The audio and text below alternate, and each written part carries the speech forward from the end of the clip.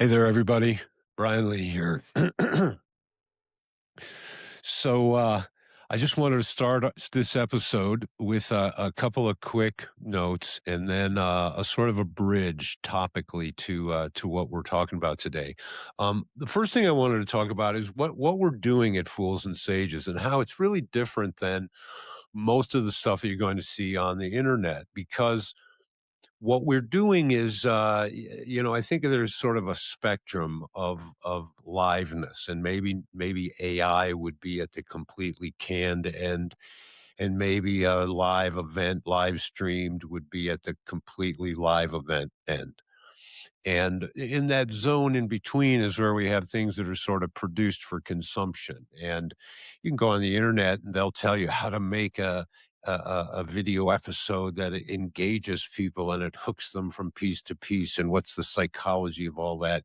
And that's all what we might call rhetoric, how to communicate something in an engaging way that really brings people in. But what we're trying to do with the Fools and Sages is something that's a little bit different. Rhetoric is all pre-planned. It's all thought out beforehand. Not that it can't be done in a spontaneous way, but it's sort of we want to get from A to B, and we know where A is and we know where B is.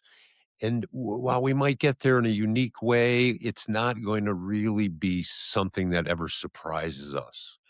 And so what we try to do is instead is dialogue, dialectic, which is an old idea. And the philosophers back in the day thought of it as a way that uncovers truth. And what it does do is it uncovers at least something new. And the different philosophers through time have talked about why they think that is. But basically, on the simplest level, I have a set of associations in my little internal model of the world, let's say, and whoever we're speaking with, whether it's my co-host or a guest, they have their model. And through language, we sort of make those models meet and we can mutually expand each other's models by doing that.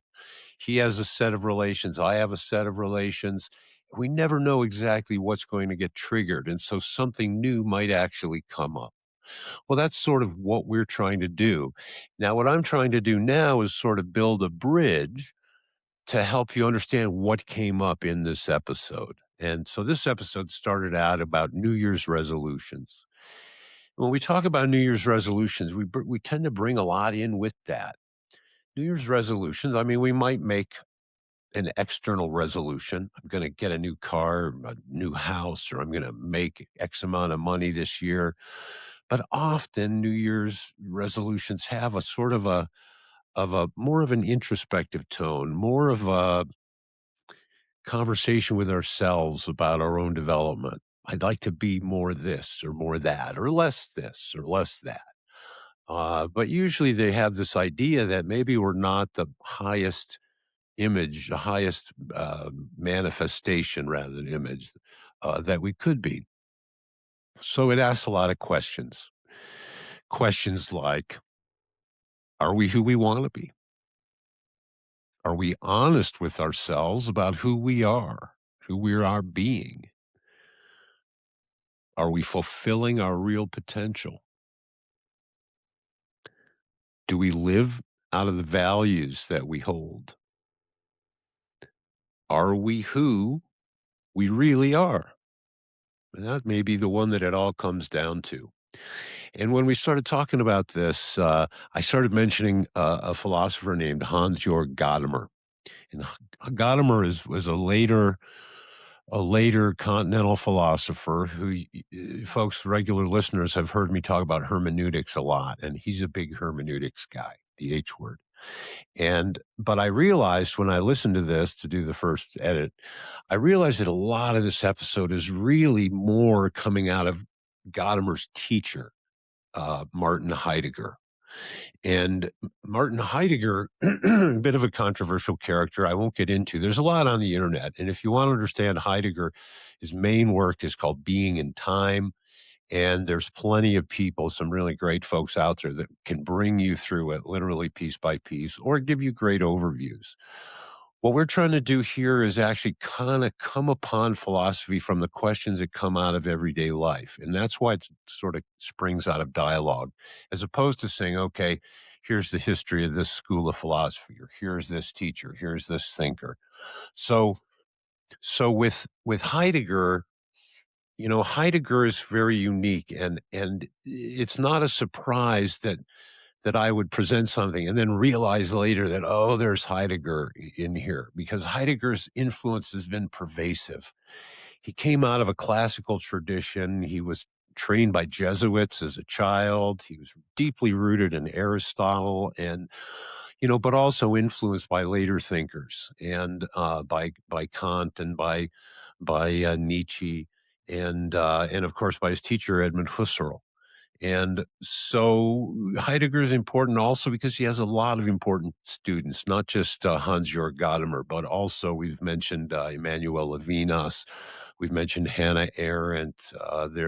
People know Camus and Sartre and Merleau-Ponty maybe, and I'm leaving out more than I've mentioned. I mean, he really was a crossroads, teaching at the University of Freiburg, and so Heidegger, he sort of goes at, like a lot of philosophers, he really goes at the Cartesian world model. In the Cartesian world, things are sort of set up in a very clean kind of way. He has res cogitans, the thinking thing, and then he has res extensa, the extended things. And those are basically a universe of a subject, and it's perceiving an object, and it may be using language as a tool to understand that object. Well, Heidegger blows that all away. Heidegger says, we never find this. This is abstract, right? Where do I ever find a subject just there floating out in space? Where do I find things just disconnected to be experienced purely? We always get it in this mix, and that's what I've called the ontological goo. It's always tangled in, and he comes to really focus on the self, and he's not happy with the idea of the self that we get from this subject object world, where the self is like sitting in a box separated from the world. He says, no, the self is out there. He calls it being in the world, and he hyphenates it all together. He says, we aren't just out there like dead objects. We're connected by this web of meaning. And we came into this. We were thrown into this. He literally uses the term thrownness. We were thrown into this world, into a web of meaning, preset, ready to embrace this meaning, ready to participate in it, ready to be in the world, not as an abstracted subject. And so this has some radical implications, and he takes this to a number of places. The most important place, he says, is philosophy has forgotten the importance of ontology, the importance of studying being in itself with a capital B. He says, since Aristotle, we really haven't done a very good job of this, and everybody's gone on to this epistemology, and he wants to bring it back to do ontology right, to understand being. He says, we get focused in this direction of small b, beings, of things, and this is becomes a big rift in the past 100 years of philosophy. It becomes the branching between analytic philosophy, which deals in hard rules and hard facts, and continental philosophy, which starts to turn inward to look at ourselves, to understand how we are involved in the thing that we're trying to understand. And that's part of that goo. We aren't separated from it, according to Heidegger. We're gooed in along with it. So what about this? He says, when we get tangled up in the small being, we lose our connectedness with this big being. And then our lives become inauthentic. And he had a great fear of modernity. And he feared that it would maybe escalate our inauthenticity. And he says that all of us being affected by each other, we all sort of are overcome by this tendency to inauthenticity, and that we need to focus ourselves more on big B being and what it means to be and what it means to be us, what it means to be a human, what others mean that are others as humans, how they are not the same as just other items filling our environment. And so basically, he's trying to get us to back to this place of what he calls authenticity. And that's this idea of who are we being who we really are? So anyway, I've gone on too long. I just want to give you a bridge to the content that we mined out through this dialectical process that all started with a conversation about New Year's resolutions. Anyway, so this is Heidegger and the ontological goo. Enjoy.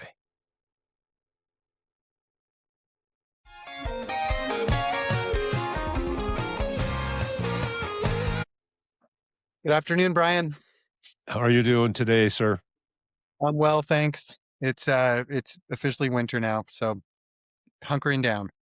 Yeah, same here. Yeah. Um, and it's December 30th as we record this, and I was thinking about New Year's resolutions, and I tend not to make them for a few reasons, and certainly if I make them, I try not to tell anybody. I saw recently that when you kind of make a commitment to try to change something in your life, if you talk about it, you get the dopamine hit as though you had already done it. Oh, And interesting. um, and so it makes you less likely to follow through when you talk about them. But I think about New Year's resolutions a little bit like I think you think about vacations, where um, w- if or like the saying goes, I know it from Letterkenny, but it's an older saying: if you love what you do, you don't work a day in your life. Um, so if you're always kind of pushing your own growth and transformation, then New Year's resolutions might even be a distraction. And change and transformation kind of comes on its own time frame, and if you have a listening for it, then um, then that might be the thing to trust, the intuition, to follow those leads when they show up. But I was wondering how you think about it and what comes up for you about kind of making commitments to change. Well, you went right into Gadamer. I thought I know. Well, because this basic idea of Gadamer, or one of many of them, is this idea that who we are is a function of our interpretation ontologically, to use the big philosophy word, and ontologically meaning to do with the study of being itself. So what it means to be us in the most fundamental level.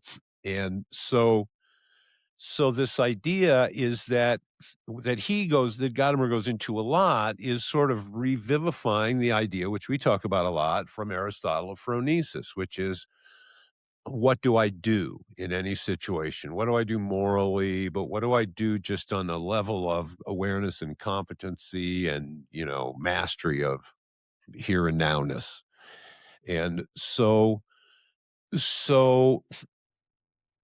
if we understand our behavior to be a manifestation of our understanding, of our interpretation of reality, then the way to change a behavior would be to tune our understanding of reality, because somehow if we're having a behavior that's not working, somehow we need to tune our behavior around that. So, for example, for me, I've been doing a super strict diet since, I don't know, well, back October, September, October, something like that. Very, very contrary to all of my dietary habits. I mean, like big. And I've had relatively little internal dialogue around it, because once I put the pieces together and it became clear to me that this was the necessary behavior, and I suppose I might have told people about it, but I didn't see it particularly as a moral victory. I just saw it sort of as the logical conclusion. I do the same thing with alcohol. I was never tearing it up, as a drinker, and I would drink a beer here and there, and I would, but I drank pretty much like everybody else. Well, like the mass of people, and but then again, dietary stuff happened, and I did the math, and it was just like, okay, everything's going to be better if I just don't do this.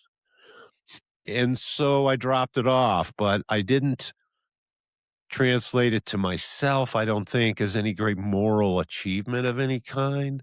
And that's how New Year's resolutions always sort of strike me as playing that game of, patting ourselves on the back. Like I saw a wonderful machine a guy had made, and it was a lever, it was an attachment to the wall and a lever, and it had a hand on it. It had another thing, and as you worked the handle, the hand patted you on the back. And, the joke was nobody else at work is gonna do this, so here's a machine. But it always sort of struck me as that sort of a psychological contrivance. You've made your value judgments. You're living your priorities. And that means that that's translating across to your behavior, your interpretation of what's worth doing and what's worth, and if you find that what you want to do and what you are doing are different, which is not an uncommon human experience, that's the thread to unfold, right? That's the direction to follow. What's the mechanism here? And you have to be kind of honest with yourself in doing that. And maybe that's the challenge of life. I've described it before. They play. I don't know if you play Call of Duty or any of those kind of games, but there is this new kind of these games that they'll call a battle royale, where it starts out on a huge map and you can go anywhere and you can do all sorts of things and you have your little war game on there. But as the clock runs, the circle starts shrinking and you've got to stay inside that circle. So you can't just hide out from everybody because that circle is going to shrink and it's going to pull you in until finally the circle's so small that you're at the last man standing and the game is over, right? So life as you age is kind of like that because when you're young, you've got all this territory, you've got all this margin. You can make a lot of really crazy mistakes. And believe it or not, you'll heal from it, right? I mean, there are things that an 18-year-old brain will do that a 35-year-old brain will just not do. Uh, too many examples, too numerous to list, right? And so, yeah, there's something that goes on as our interpretation of our being. And this is where we get into Heidegger. What is our being? It's not this cosmological floating thing. It's you in the meat suit with the clock ticking, right? Where's my little guy here? I know he's around here somewhere. Ah, there he is. Yeah, this is you in the meat suit. Das Sein. And the clock is ticking. And so that's a very, like, there's math on that. That's not an infinite, you know, so what it is to be you and what it is to be you in the world as you acting, that's kind of where the rubber meets the road, as the saying goes. And so uh yeah, resolutions, and it just strikes me as maybe not yet in a state of integration where your understanding and your behavior and your harmonizing with the demands of the meat suit have kind of, balanced. because as you age, that the requirements for that balance is going to get more and more strict. You don't win more territory. You're not going to be able to drink more and stay up later and smoke more cigarettes and drink more coffee than when you were 19 or 21. That's not the direction this game moves. The map doesn't get bigger, it gets smaller. So the role of self mastery becomes larger and larger and larger.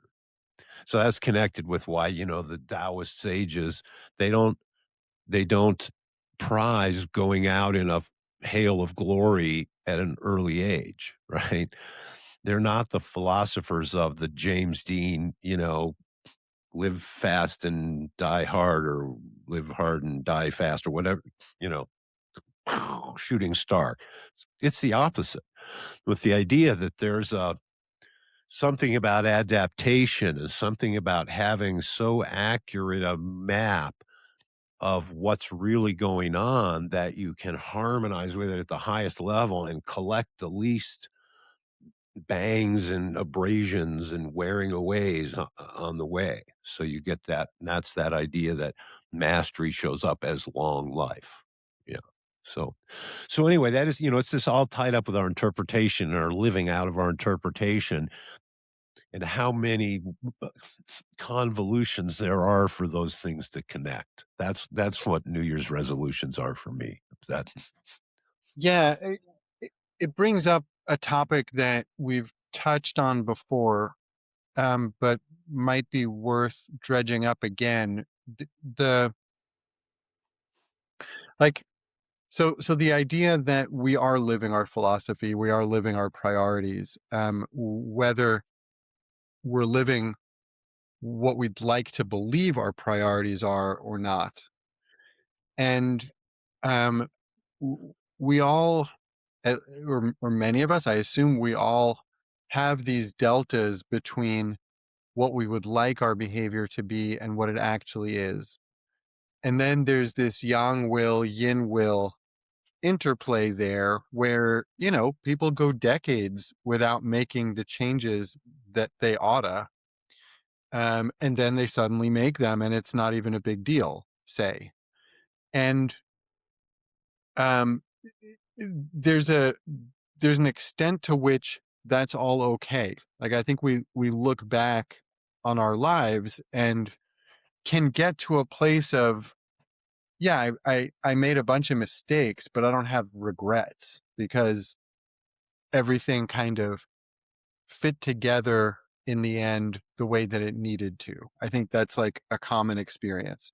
But on the other hand, the people who apply their yang will, say, to make the behavioral changes that they oughta earlier, might get some different results that are worth looking at. And so eh, maybe let's start with how much grace we give ourselves about our slothfulness and our gluttony and our, you name it, um, the behaviors that don't align with our desire to be as self-aware as we can be, nor um, live the life we most want to live. So right? how do we process that? Yeah, there's a lot of a lot of levels that people think about this at. On one level, I want to say that we sort of live out of a vision of who we are trying to be, let's say. And I think that, again, this is Heidegger and Dasein, human beings living within destiny, within temporality, knowing that death is there. And so that sort of defines who we are to be, right? Like, puts the frame around the painting that our life is becoming. And uh, and yet we also have the Taoists saying that, well, uh, old Peng Tzu or whatever, the famous, longevity guy, died young, and a child that dies in childbirth lives to an old age, and so this, almost, Bhagavad Gita like, well, it all is just churning, and so don't, it's all okay in the end, and if it's not okay, it's not the end, and and this could well be where you tuning your radio to, but I do think, and I've seen this coming in other conversations, like about ceremonies or about psychic or psychedelic wandering, as in the topic, should you paddle your boat or not? In other words, some people in the shamanic world, they have very definite, here is where I'm going to go, and this is my will, and this is my intent.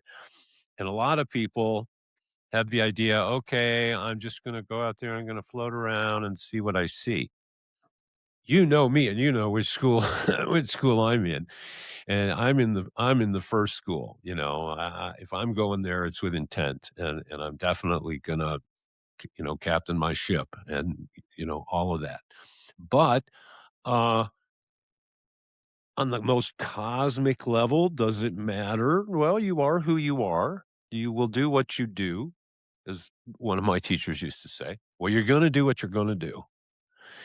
And which gives you a kind of a license maybe to do the wise choice, But, Lao Tzu said that, the really wise people, they hear the Tao and they strive to live their life in accordance with it. And I guess figuring out exactly what that means, and then what that means in particular, like today after breakfast, that's where the work and the divination, if not, other types of navigation, have to happen before we know what's really, and that's where, again, this is Gadamer, because we're in that hermeneutic circle, which is a dialectic, right? Which is an asking and an answering, and a questioning, and which gets into the mystery of language and the linguisticality of reality, which is a long idea, a big old idea. What is the mystery of language? And so so anyway, if you want to tie me down, I'm likely to drift off into outer space at this point. Yeah. Well, I do. I always want to talk more about the linguisticality of language. I'm sorry, of reality, because I understand it a little better each time we take another pass at it. And I think what I would say now is that in order to um, relate to reality, we have to name things and form the things that we name into stories with verbs and adjectives and stuff like that. And without naming things, um, certainly we're not able to create meaning. We're not able to create a cognitive model from reality. Mhm. Uh, Yeah. Beyond that, we get into that's not the nature of reality so much as the nature of our consciousness as it relates to reality. Reality itself being linguistic, I think speaks more to a metaphysical model It's in a around. slightly different place. Yeah. See, I think that the view that you're espousing is kind of an older view that says that, here we are and we've got language as a tool, that we invented language as a tool to help us get what we want. And, I would say one of the things that suffers from, is this idea of, that I often refer to as the impulse to thingify. Um, and I think that this newer idea, or this maybe more phenomenological idea, I think it goes all the way back to Husserl, is that language is more of a medium than a tool. That it's actually a dimension of us and a dimension of things and an expression of our connectedness to these things. And, uh, maybe, maybe one of the most interesting ways that that's shown up to me that was kind of like at first was like, "Huh? What?" Was when I found in martial arts, when we would associate with animals as sort of particular generalized personalities built around skill sets, if you will. And then shamanically, or even the Native American association with animals, where, we think of coyote as a good one, right? And we think of coyote as the trickster, and coyote has a sort of a content to him that's more than just, here's this animal out here that, howls and does animal business, more something, a dimension beyond what just a zoologist might tell you. And so, again, our brain wants to tease these out into separate things, but I think it's a lot gooier than that. I think that that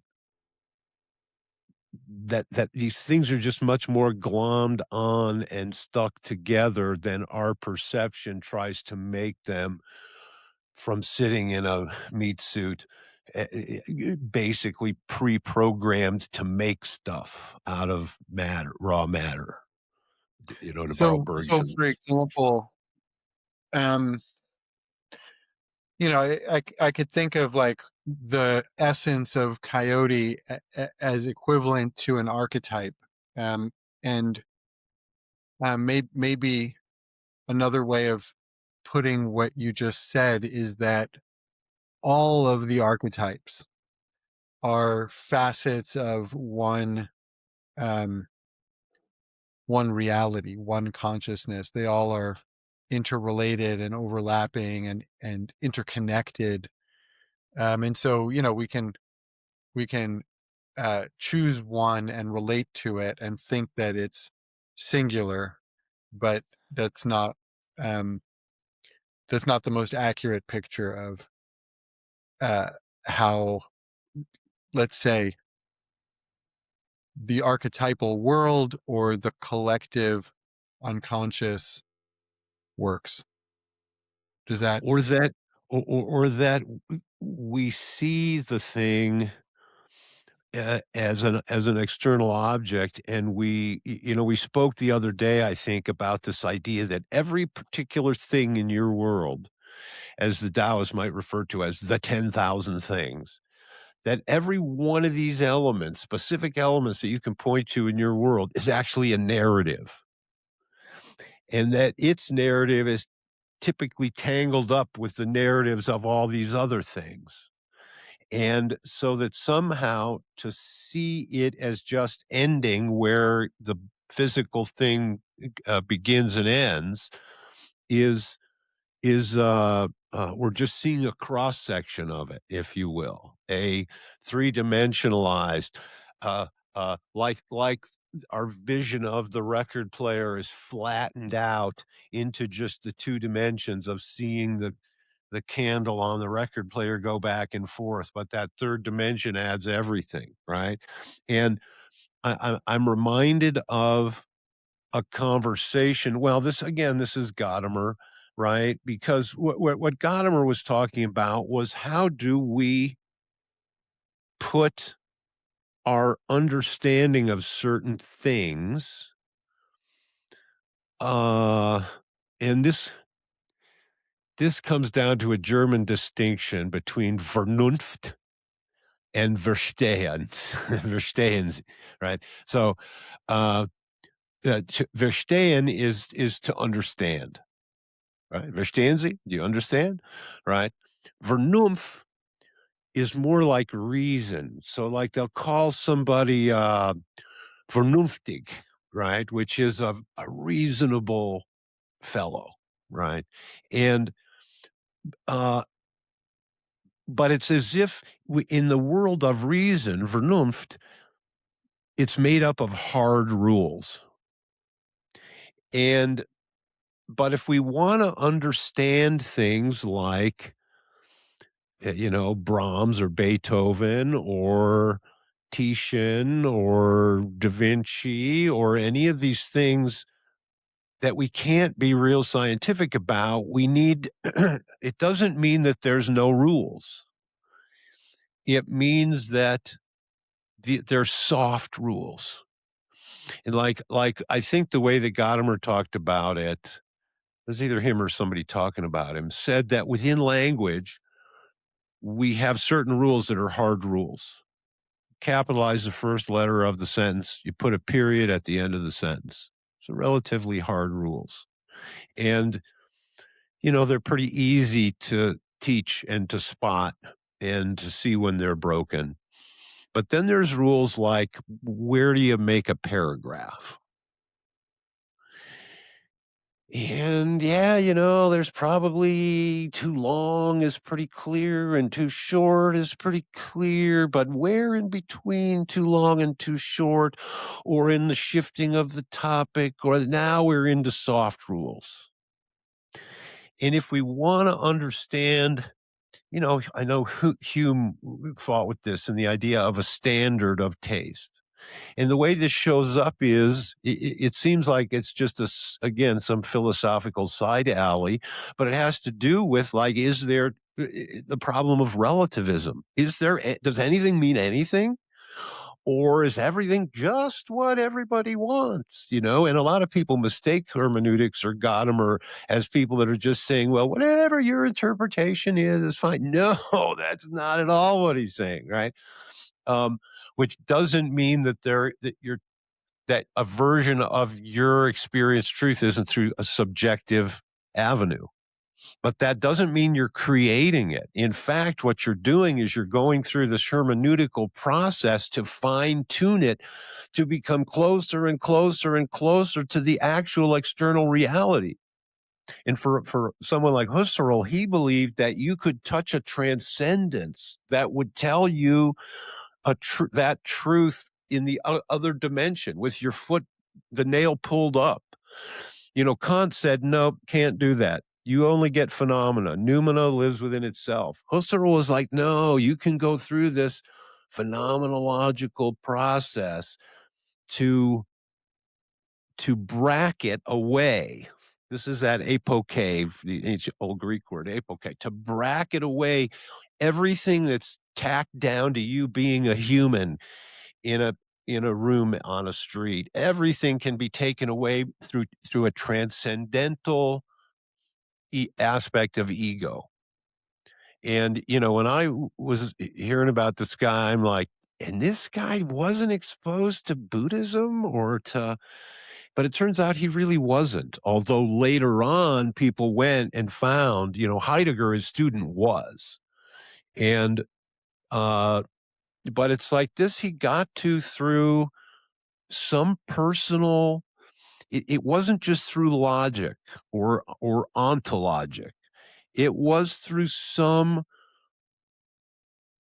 personal type of introspective process to root into. And that's where my recent thought has been about how what every philosopher is really giving us is, on some level, their relationship with their personal idea of self as That's experienced what I was with going to say. themselves. Is the personal experience must have had some component of who am I? Who am I? Who am I?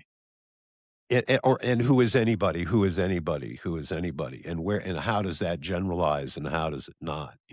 But so it's interesting because one of the things that Heidegger or Gadamer rather brings us into is this idea of us being in dialogue with a historicity, in dialogue with our traditions, in dialogue with our cultures, in dialogue with other humans, and Our that identity. pardon. With our identity.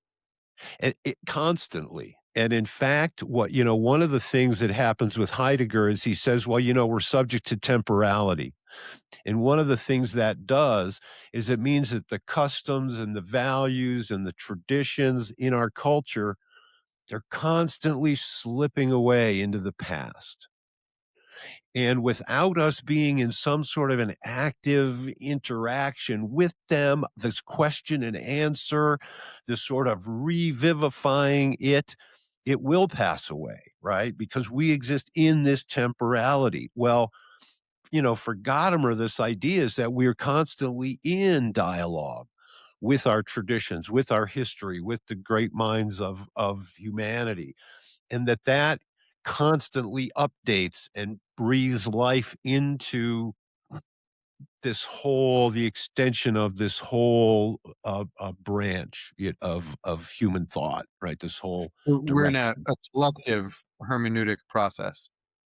A collective, yeah, ontological, which someone like Hegel would have called a phenomenology of spirit, of Geist, right? And now he's got a lot of different details. And that's where each one of these characters, how they're different is what they've translated out of their cognitive models.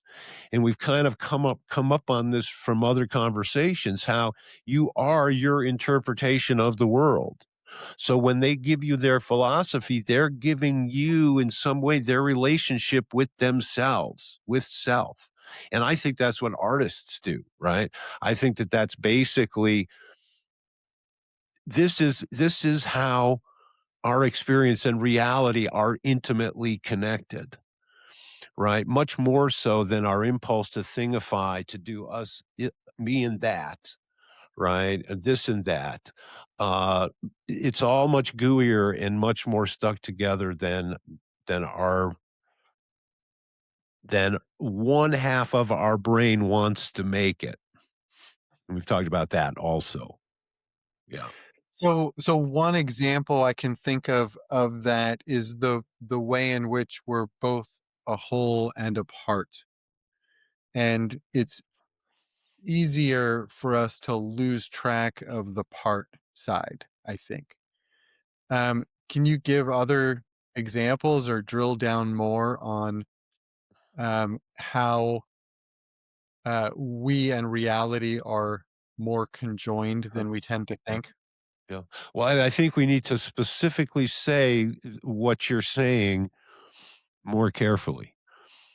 We When you say that we are down tuning our role as a part, what you're really saying is we're not getting our connectedness to everything else.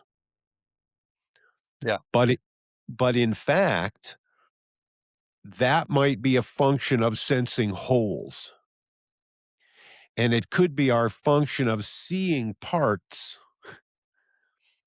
that actually prevents us from seeing our connection. And because it's tricky, you say, well, seeing our partness, but what we don't want to be seeing is our apartness, right? Our We want to be seeing beyond the separation to the connection. And that's what we often miss. And that's because we tend to be rooted in the brain that takes things apart, that sees the separation between the tree, the acorn, and the squirrel, uh, and the leaves. And so yeah, and that's has to do with the way that part and whole, it's looking back and forth through the different sides of the binoculars, so to speak.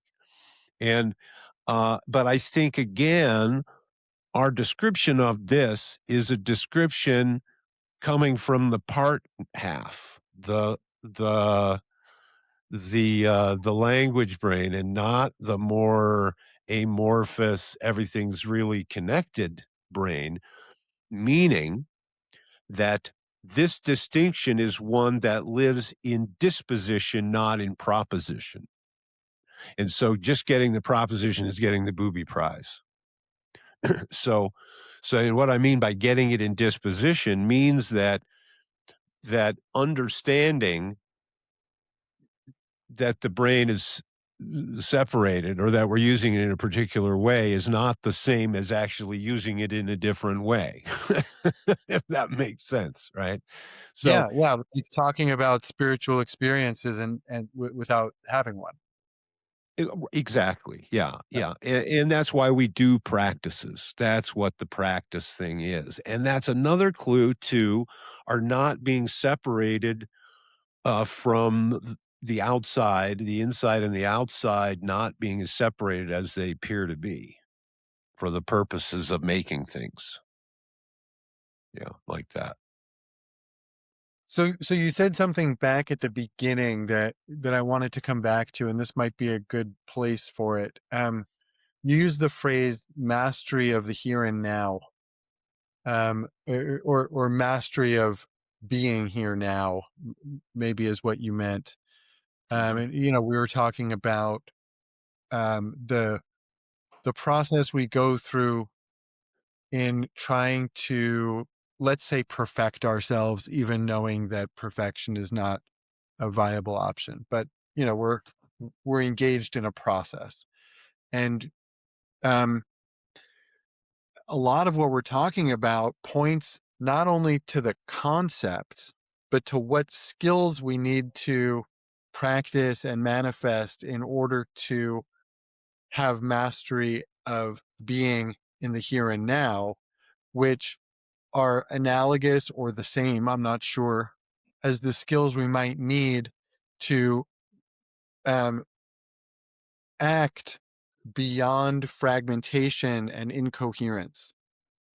And Right. actually, that's what Bohm dialogue is intended to do, right? When we're talking about thingifying things, that's what Bohm called fragmentation. And when we're talking about um, seeing a bunch of um, holes out there that are apart from one another, we're seeing fragmentation and experiencing ourselves as separate. And his idea was dialogue to create coherence, which also speaks to the linguisticality of reality in a way too.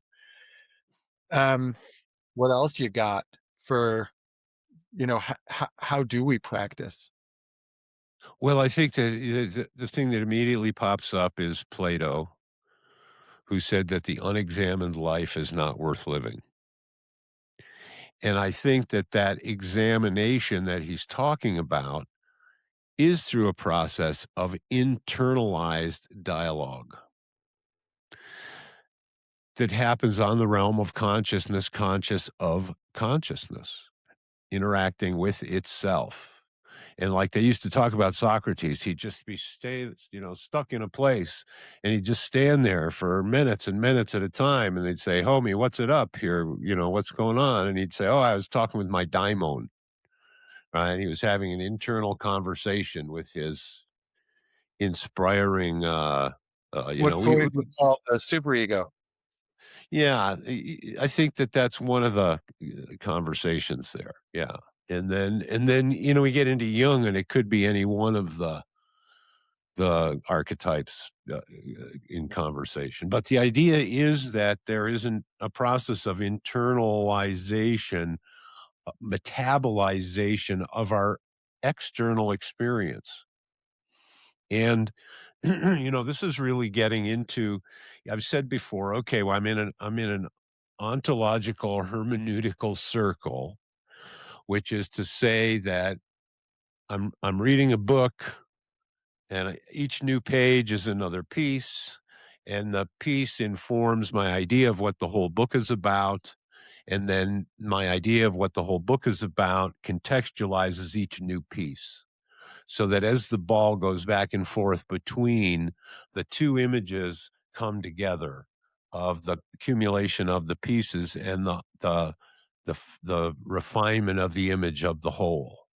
And now we expand this, as I've said before. Now the book is life, and the new piece is every day that you wake up and pour that bowl of Cheerios or whatever. This is the next piece. And every part, they're not all equal. And these pieces aren't just measured in time and space, but they're measured maybe in impact and modifications of your cognitive model of reality and how everything works. Like that is your picture of the book, the ontological, what it is. And then each new piece you hold up to that. But that holding up is what we're looking at. And what does that holding up mean? Part of that holding up of the new piece is it's not just informing your picture of the outside world. That's too easy. It's informing your picture of the inside world too, because that cognitive model was not just a perfect replica of the outside world. That's way too simple, right? It came through you. It was metabolized by you, psychically, psycho-spiritually, dynamically metabolized by you. So it's a very particular map that has your fingerprint on it in the way that we say you are your interpretation of the world. So now what are the things that impact that? I've got to learn things about the world, and I've got to learn things about myself. If you might remember, if you go way back to one of our episodes about the I Ching, this is exactly what Confucius told us that the sages did to be able to make the I Ching. They followed everything on the outside to its end, and then they went inside and they followed everything on the inside to its end, and they put the two together and they got how the two went together, and then they could they could write out the software for, and then we got the I Ching, right? So this is kind of that same formula. And Husserl tells us that there is this core of us that's made to do that. Heidegger, not so much. He's much more focused on the human that's trapped in the world, and maybe more on that fragmentation that shows up for him as inauthenticity and the pressure of das Man, the pressure of they. Uh, and everything that represents is the world, right? And culture and custom and all these things. Whereas by the time we get to Gadamer, he wants to decode and interpret everything we get from from Das Man, and from everywhere else. And there's this idea maybe of a gestalt that kind of comes through there. And again, I've been musing, what is the internal process that each of these people came through that we're getting in their distillation of, okay, here's what's really going on, and here's how you should be about it, right? Because that's what's really important. If we're not talking about what's really going on and how we should be about it and what we should do about it, then we're just kind of whistling Dixie, right? And so yeah, So I mean, the Socrates kind of gazing off into the middle distance while he consults his daemon reminds me of the conversation that we had with Tudor Venkatesh, I think it was, when we were talking about philosophical practice, and mhm, mhm. and he was talking about the need to have other people to practice with, and I think there's an interesting tension there, because um, w- whether we're capable of self-perfection without one another's help, I think is an open question. And certainly there are people who argue effectively that dialogue and or you know conversations or philosophical practice with others is what refines our cognitive model. What do you think about the internal self oriented compared with working with others on this? um, I think that we're most of us are in a position of following pioneers. And the pioneers have the virtue of hindsight. And so they can give us clues about the kind of stuff we need to clean up to be able to facilitate this process of wising up. And, it involves not just ways of seeing reality and ways of seeing ourselves, um, but, actually having to find a way in the world. And, again, to be a specific person, not just to be a generic person. And religions can only give us, and philosophies can only give us sort of generic kind of advice. But we need to figure out what we're going to do. And so we really can't, a lot of that process, we really can't hand off to someone else, even though they can kind of open their head up, and that's what most of these great philosophers do, is they kind of show us a little bit of their internal process, but we still live in operate out of that immediate problem of our own seat. We're staring at the record player, from a very particular seat around the table, and our foot is nailed down in a very particular room. And some folks say we can escape that, we can transcend it, and some folks say we can't. And but on the other hand, like Thoreau tells us, sometimes people tell you that you cannot do a thing, and you try it and find that you can. That just leaped into mind. But I think that the real useful part here is that there is an iterative, a back and forth, that it isn't necessarily about taking a position or a religious doctrine or a philosophical doctrine and defending it against all comers, but rather having a dialogue with it, that each nugget of experience broadens the conversation. Or and maybe that's a too we're bombarded with nuggets of experience, but we're kind of sieving through for those pearls and things that, and I think you know what I mean when I say that not all experiences impact our cognitive models the same way. Some, it's like, yeah, yeah, yeah, yeah. And some are like, whoa, wait a minute. What just back up, back up. We got to and then a while's going to go by and you're going to be going, oh, what was that? And trying to catch the license plate or whatever that thing was that went by.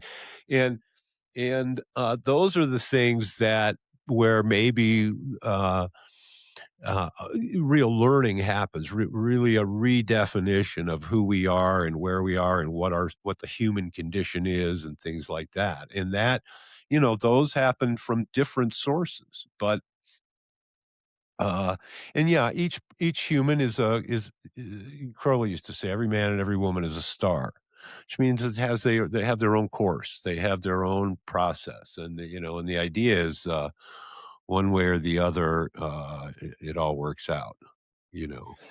Yeah, I guess I have a bias that it's difficult to self-source your disruptions. It's certainly possible, right? If you sit there asking yourself, who am I, and really trying to answer it, you're likely to have some insight, but you're also going to have the ego structures that you've developed over the course of your life impeding that, Mhm. in unpredictable ways or in subtle ways that you can't necessarily recognize. Whereas if somebody's saying, you know, you can be pretty controlling sometimes, um, or Right, selfish right, or whatever, then that can kind of hit you between the eyes in a way you're not going to seek out in your even if you're pursuing wisdom with integrity, you're still going to have blind spots. right, right. Well, and this is also where it comes down to, quoting Lao Tzu, when the highest type of man hears the Tao, he strives to live his life in accordance with it. When the mediocre type hear the Tao, they seem aware and yet unaware. And when the lowest type hear the Tao, they laugh. And if they did not laugh, it would not be Tao. And which is, an interesting observation also. But it's kind of Say a way more of about, saying, because yeah, I didn't remember that last line. Um, so why would they only laugh at the Tao, the fool? uh, well, we probably ought to stipulate that this is not the Western type of fool, which has much more nuance. This is the lowest type of man, and so I mean, I can think of lots of examples where people who were bent on their own destruction would hear no good sense, and the idea of anything that even had the vaguest aroma of good sense was repellent to them by its very nature. It's like, It's the well, if those reciprocal folks property weren't that if they ignore it, then that means it was good sense. That's the reverse that's the litmus test? yeah. Yeah, well, it's just that more like, there is no escaping their getting the karma, though that's not maybe the way the Taoists would say it. There's no escaping the results of having the world views that they have. So inevitably, they will choose what they choose, and the good choices will always appear as the last, most laughable choices to them because their instincts, their model is so askew, and that um, that yeah, that's the thing across the spectrum. There's just no escaping that. That's kind of like Lao Tzu's version of the uh, the bell curve book problem. You- Are you familiar with that book? You know the one I mean. Rosemary, Uh, Charles, I can't book about remember IQ. the about the bell curve and IQ. so yeah, IQ and some of the Yeah, unpleasant implications of the psychometric findings. yeah. Yeah, and and I mean, genetics spread out across the spectrum. That's the thing, right? They want to explore the niche thoroughly. It seems, and that's one of the things about this idea that evolution is not teleological because it's not trying to build the best animal. It's not like all the animal experiments are all homing in on one super animal that's like the answer to the question, and that's the telos, that's the end. Although, if we're building through the dimensions of being, then it might not be trying to find the perfect animal. It might be exploring a a Intelligence. web that becomes the foundation All right. of a pyramid, so to speak, right? In other words, it's thinking in gestalts as opposed to in things, right? And so again, that would be, even if you want to say that humans are the pinnacle of evolution, there's an implication there that it's all one experiment that's going on, or one project. Maybe project is the best word as a thing thrown. Um, Mm. um, Yeah. But yeah, interesting ideas. And but where the rubber meets the road is my relationship with myself, because that's going to show up as what I expect and what I do and how what I foresee for the future, and my hopes, my dreams, my where I think I'll find meaning, all of those things. And that's all time well spent, and also time well, this is where we get to Schopenhauer's argument that we need these great teachers to shock us. and because we're sleepwalking. And it's only when these great teachers shock us that we have a chance to break that dream and then operate at this new awareness because now we're awake. Right? It's the idea.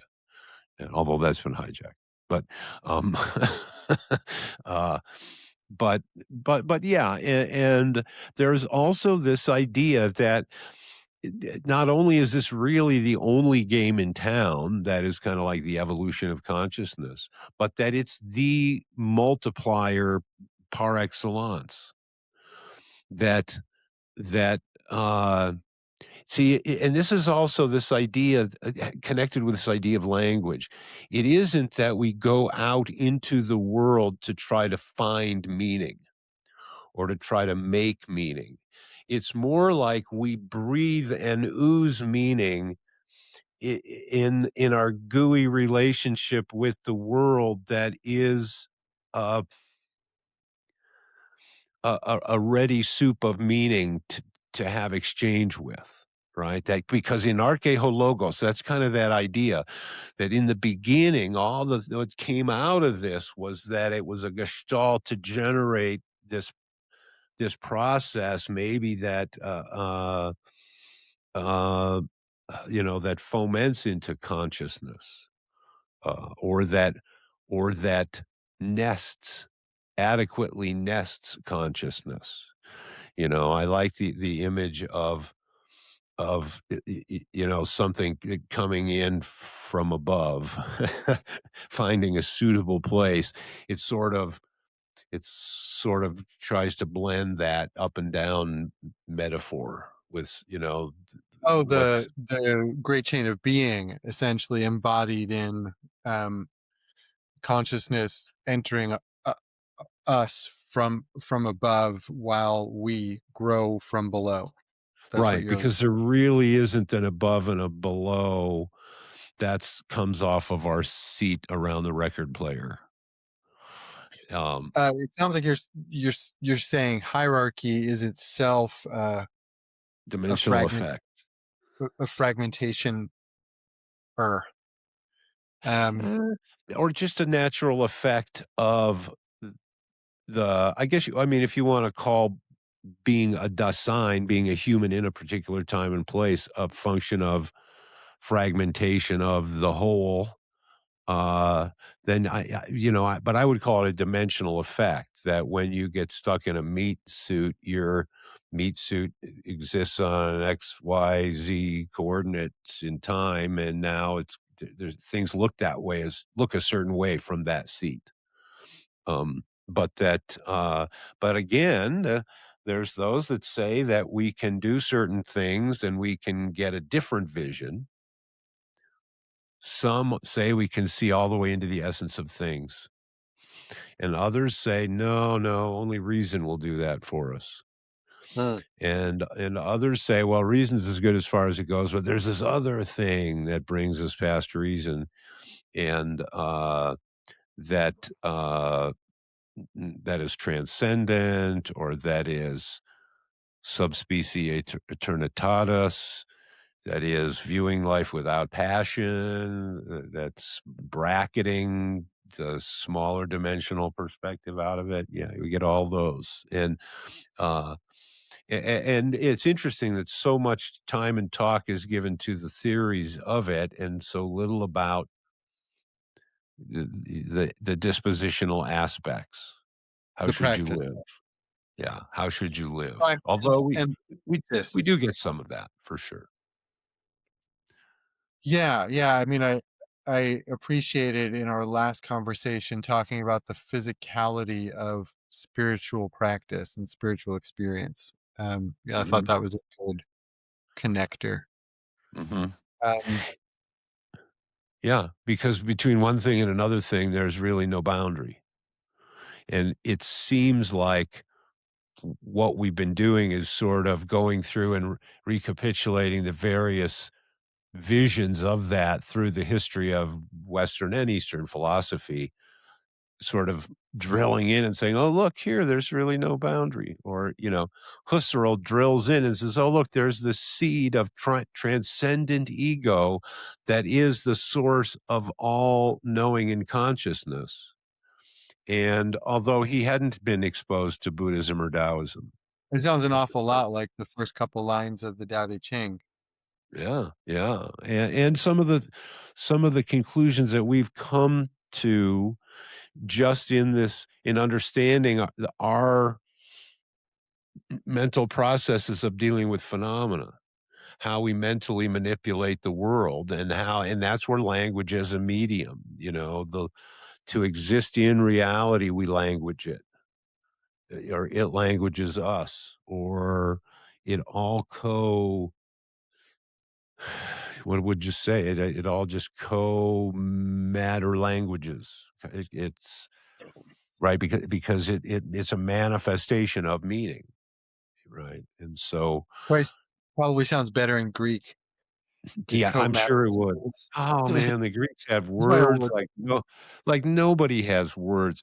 There's a word in Greek that means her whose shoulders are like rose petals. One word, right? Oh, And no. how many does that take for I mean, it's ridiculous, right? So, yeah, where language has gone, to try to capture very specific qualia, right, that are themselves ineffable. Qualia meaning an actual experience of an actual human, ineffable meaning unspeakable. And yet, in this other use of language, the realm of soft rules, like where poetry and illusion live, and this is another thing that Gadamer talks about, it has to do with meaning. So we have the Oedipus Rex, we've talked about. And the Greeks obviously had an interpretation of Oedipus Rex coming out of their map of reality and what it is to be a human. And we read Oedipus Rex today, and we have our own set of impressions that come from that interpretations, meanings that we derive from it. Well, some of those meanings are likely to be completely different. And that wouldn't be a surprise because we come from a very different reality than the ancient Greeks, and we see things differently, and a completely different world of associations. But the really interesting stuff are the ways that meaning is conveyed the same. And I think many of the old things that we've talked about, a number of them, that's kind of what's interesting about them is the timeless aspects of the meaning that they communicate for us. And that's why for Schopenhauer, getting to original sources was like a religious and rebellious act. Um, to try to go through that process. And that is where the original hermeneutic, that original focusing on interpretation as understanding, really drilled down in how do we understand and how do we facilitate our own understanding. And that Anderson, that really is I don't think that understanding is the booby prize entirely. I think that if you leave it there, it is. But if you're using understanding to fuel your phronesis, then it's the gas in the car, right? And so it's not a substitute for experience. It's not a substitute for the arduous undertaking of manifesting, of doing. But but interestingly, I think I might have mentioned this in the clip that I sent you. There's Nietzsche talks about the will to power, and Freud has his drive for what is it, Thanatos and Eros, and but there's this idea that I think I think it's Gadamer related, is that what we really have is a will to recognition, and that in that will to recognition, the best way for us to satisfy that will for recognition. And he goes into this in quite a detail. Maybe this is Heidegger. Uh, it's not through dominating others. And of course, he saw plenty of this, that the drive to dominate others comes out of this wanting to force the other person to recognize you, and that's, maybe the source of a certain type of violence. And maybe maybe a form of hatred comes out of a feeling of, the refusal on the other person to recognize you. And, but so he gets into someone asks him, well, how do we deal with that? What's the best way to satisfy that, to scratch that itch? And he said it's to be able to make things and do things. It's through creative work and I had never really thought about it exactly that way, although I have experienced it that way. Yeah, the opposite, running the hermeneutic cycle backwards. Post facto, yeah, yeah. Yeah.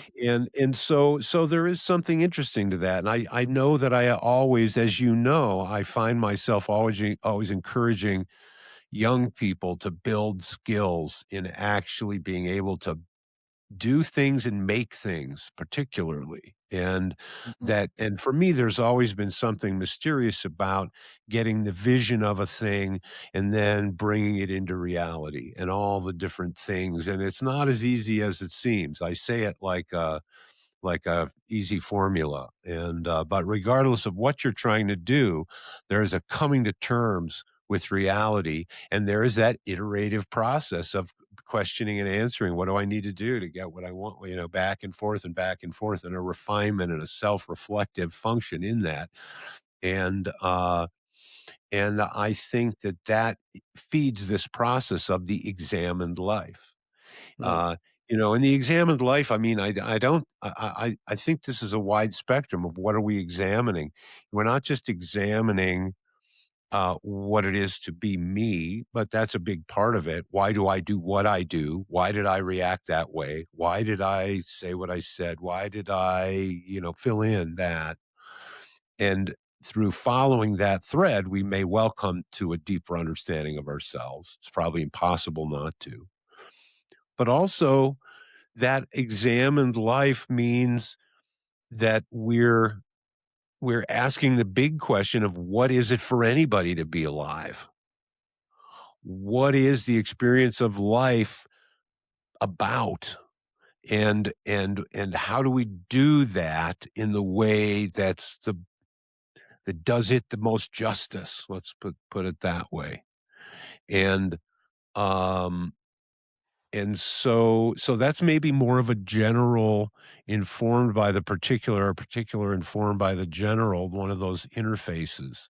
And, that that maybe too often we lose ourselves in struggle, or I had the image, when you were asking what it means to be a master of the here and now, I got my images of a house not divided against itself.